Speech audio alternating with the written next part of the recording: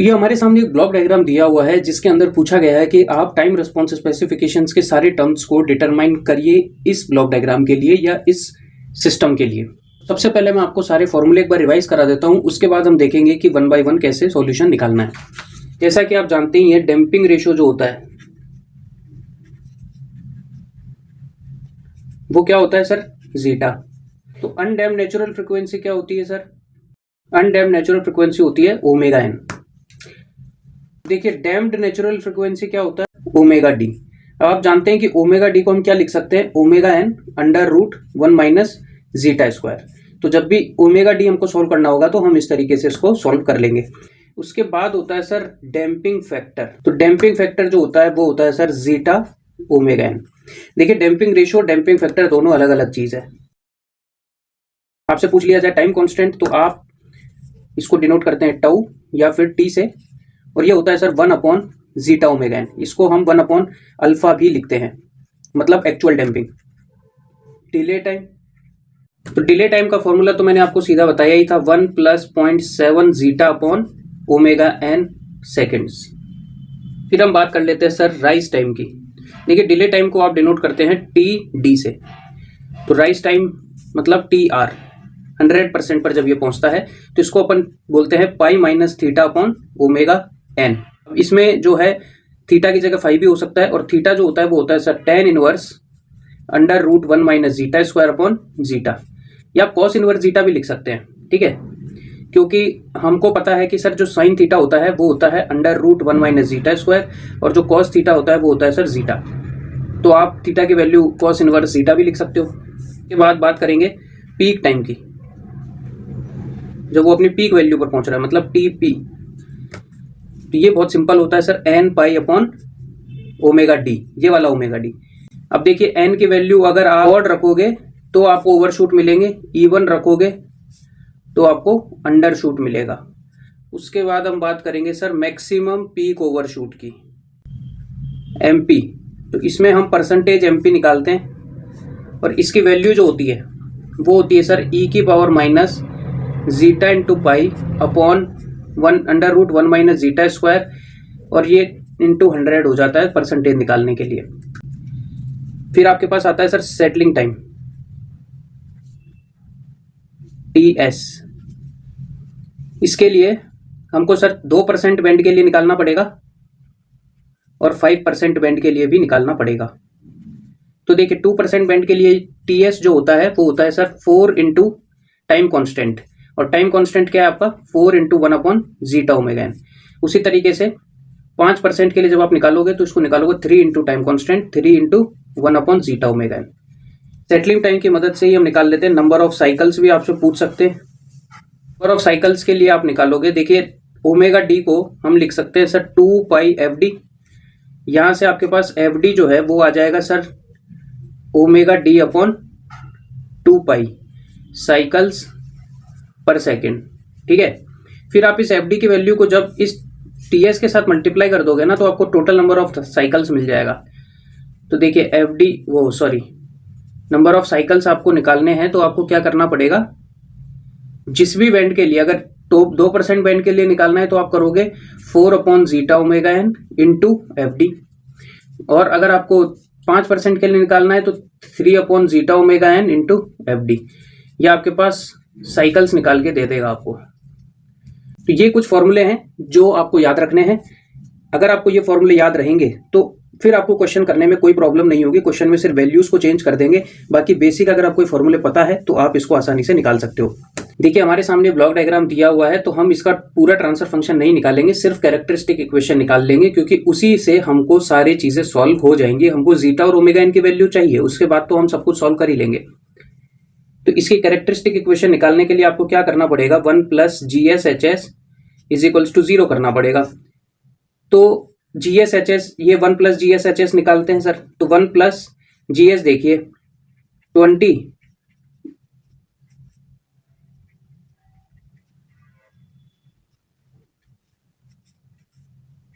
ये हो गया G S into H S S by 6 is equals to 0। अब आप इसको जब सॉल्व करेंगे तो क्या होगा, तो देखिए सर ये वाले एस से ये वाला एस तो कैंसिल आउट हो गया, यहाँ पर आप इसको ऐसे लिख सकते हो, तो ये आपके पास 5 बार कैंसिल हो गया और 5 से फाइनली आपके पास 4 बार कैंसिल हो गया, तो यहाँ पर अल्टीमेटली 4 बच गया। अब इस वाली टर्म को एलसीएम लेके ऊपर ले जाओ और मल्टीप्लाई कर दो, तो देखिए 0.2s स्क्वायर, फिर s, फिर 0.2s और फिर लास्ट में 1 प्लस ये वाला 4 और इज इक्वल्स टू 0। अब आप देखिए 0.2 यहाँ पर है, तो 0.2 को यहाँ से हटा दो और बाकी सब जगह डिवाइड कर दो, तो ये हो जाएगा sir s square plus s upon 0.2 plus 1 upon 0.2 plus 4 upon 0.2 is equals to 0। अब इसको जब हम सॉल्व करेंगे तो ये इक्वेशन कुछ ऐसी निकल करके आएगी,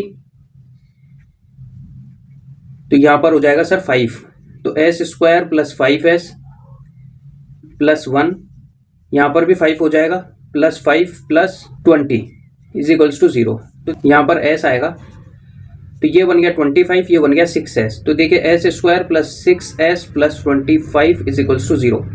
अब इस इक्वेशन को जब हम स्टैंडर्ड इक्वेशन से कंपेयर करेंगे तो हमारे पास जीटा और ओमेगा एन की वैल्यू निकल करके आ जाएगी। तो स्टैंडर्ड इक्वेशन होती है S square plus 2 zeta omega n into S plus omega n square is equals to 0।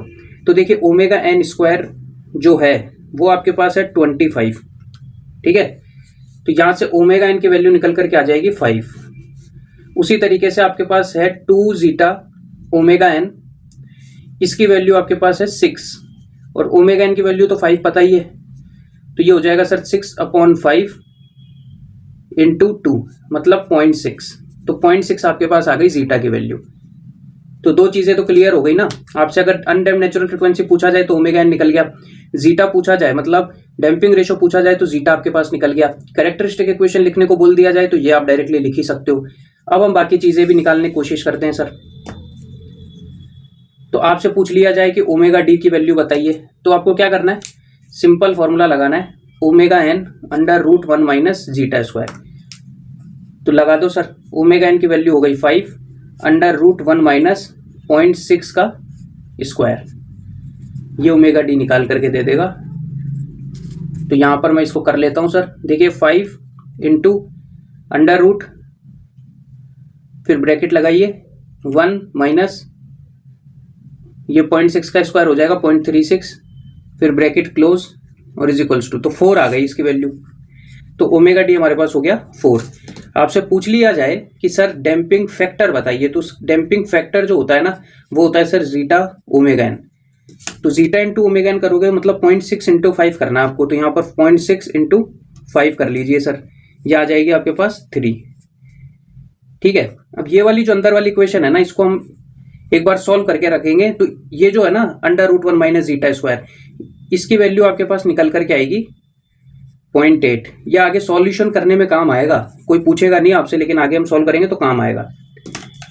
इसके बाद आप देखिए